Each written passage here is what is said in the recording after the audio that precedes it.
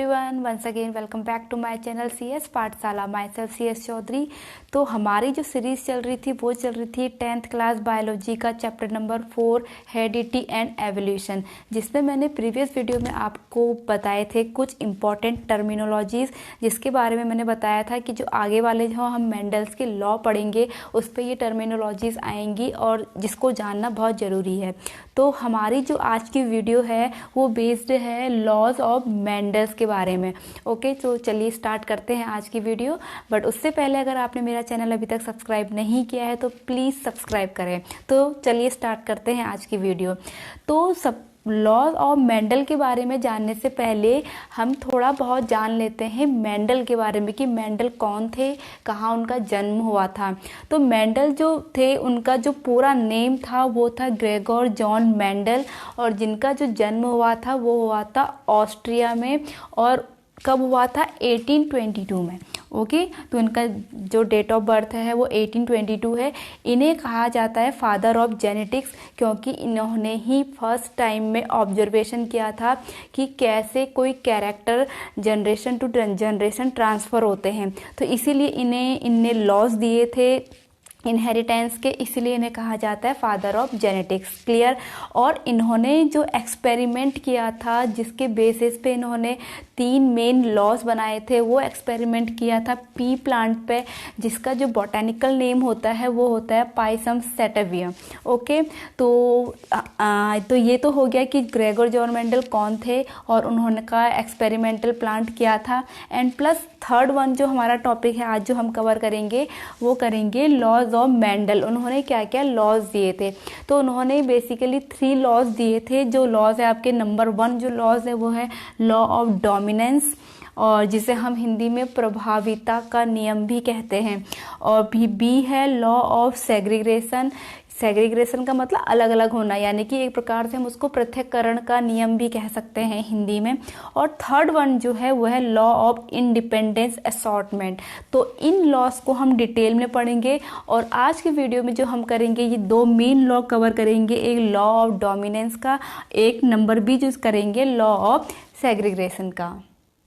तो सबसे पहला जो लॉ था वो था आपका लॉ ऑफ डोमिनेंस, जिसको मैंने बताया था हिंदी में हम कहते हैं प्रभाविता का नियम। मींस कि कौन सा जीन बियर होगा, इसको मैंने आपको पहले भी ब्रीफली बताया था कि जो जीन बियर होते हैं वो हमेशा पेयर में होते हैं। मींस अगर हम किसी चीज़ को किसी लेटर से शो कर रहे हैं तो पर्टिकुलर कैरेक्टर कब शो होगा, जब उसके साथ उसका पेयर शामिल होगा। ओके, तो इसको मैं एक एग्जांपल के थ्रू समझाऊंगी। तो मेंडल ने क्या किया था इस लॉ को समझाने के लिए कि जो टॉल प्लांट है और एक शॉर्ट प्लांट है जिसको उन्होंने पेरेंट कहा था, तो इसे हम कह देंगे पेरेंट। ओके, पेरेंट वाली जनरेशन है, तो इसको शो करने के लिए, क्योंकि टॉल एक कैरेक्टर है, तो इसको क्योंकि पेरेंट्स है, और पेरेंट्स के कैसे उन्होंने लिए थे बिल्कुल जेनेटिकली प्योर उन्होंने हाइब्रिड ली थी। तो टॉल को उन्होंने शो किया था कैपिटल टी, और ये शो कब होगा, जब इसके साथ एक और कैपिटल टी होगा, तो तभी ये टॉल प्लांट शो होगा।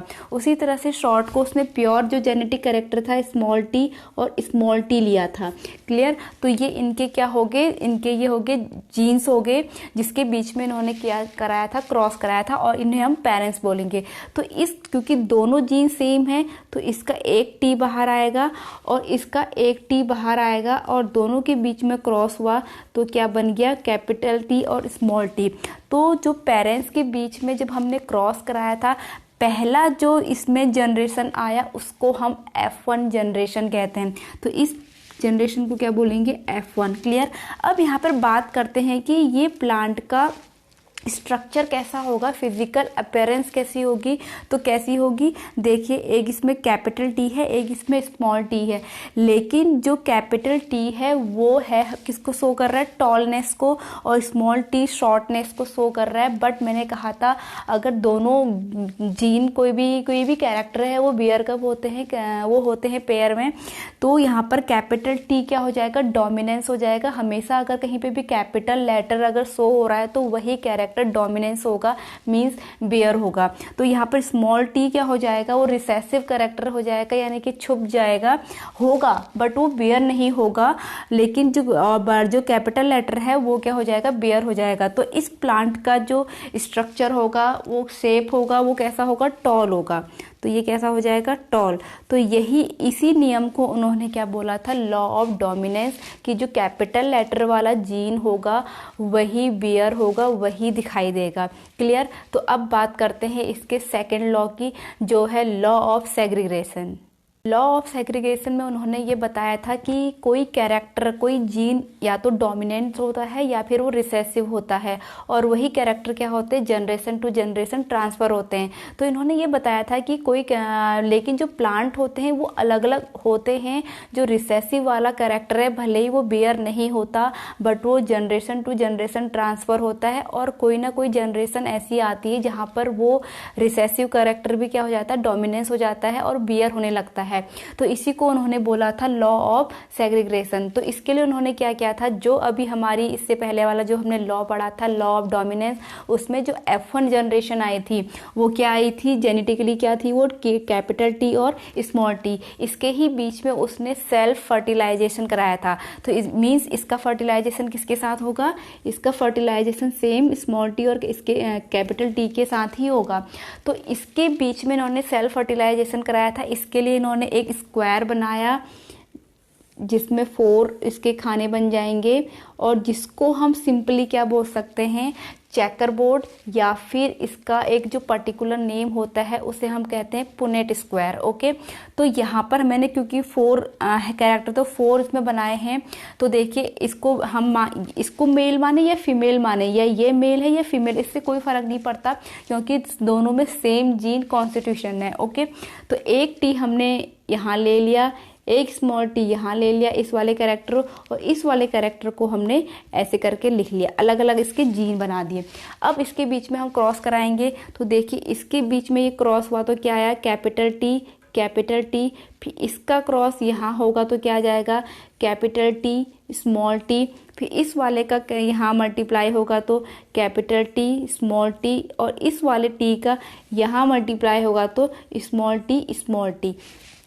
तो हमारे ये क्या आए, न्यू जीन आए, न्यू जनरेशन आई। ये कौन सी जनरेशन थी, ये थी F1 जनरेशन, और F1 जनरेशन में हमने कराया था सेल्फ फर्टिलाइजेशन। तो हमारी जो F2 जनरेशन है वो क्या क्या आई, कैपिटल टी, और क्या आया, इसको हम रेशियो के साथ लिख सकते हैं, स्मॉल टी कैपिटल टी, और फिर आपका कैपिटल टी स्मॉल टी, और लास्ट वन क्या आया था, दोनों स्मॉल टी आए थे। ओके। तो यहाँ पर अगर हम अब बात करें इनकी फिजिकल अपीयरेंस की, वो कैसी है, तो देखिए बोथ आर कैपिटल टी है, मीन्स ये कैसा होगा, ये होगा टॉल। और सेकंड वन, इसमें एक कैपिटल टी है एक स्मॉल टी है, तो डोमिनेंस कौन सा होगा, कैपिटल वाला, और कैपिटल किसको शो कर रहा है, टॉल को, तो ये भी कैसा होगा, टॉल। और सेम थिंग इसमें भी है, ये भी होगा टॉल। बट अब लास्ट वन देखिए, इसमें एक दोनों स्मॉल टी है, मीन्स यहाँ पर देखिए क्योंकि स्मॉल टी किसको शो कर रहा था, वो कर रहा था रिसेसिव जीन को, और मीन्स शॉर्ट प्लांट को। तो ये प्लांट में दोनों पेयर में जब स्मॉल टी आ गए हैं तो ये किसको शो करेगा, स्मॉल को। तो यहाँ पर अब जब हम देखेंगे रेशियो, और मैंने आपको 2 टर्म समझाए थे, genotypic ratio and phenotypic ratio. Genotypic का मतलब क्या होता है कि उनका जीन कॉन्स्टिट्यूशन कैसा है। तो देखिए यहाँ पर जीन कॉन्स्टिट्यूशन इसका अलग है, इन दोनों का सेम है, इसका अलग है। तो जीनोटाइप रेशियो की अगर हम बात करेंगे तो ये 1 रेशियो, ये 2 है, ये 1, तो 1 रेशियो 2 रेशियो, ये 1 आया। अगर हम बात करें फिनोटिपिक रेशियो की, यानी कि फिनोटिपिक रेशियो का मतलब वो दिखता कैसे है, तो खाली जीन से उसका कोई मतलब नहीं होता है। तो यहाँ पर हमें 3 टॉल दिखाई दे रहे हैं, एक स्मॉल दिखाई दे रहा है, तो मीन्स फिनोटिपिकली रेशियो उसका 3:1 हो गया। क्लियर। तो यही था law of segregation. I hope आज की ये वीडियो आपको पसंद आई हो, तो प्लीज़ लाइक कीजिए, कमेंट्स कीजिए, शेयर कीजिए, and subscribe my channel for such more videos. और मैं अपनी नेक्स्ट वीडियो में कवर करूँगी लॉ ऑफ इंडिपेंडेंस असॉर्टमेंट। तो तब तक के लिए स्टे ट्यून, बाय बाय।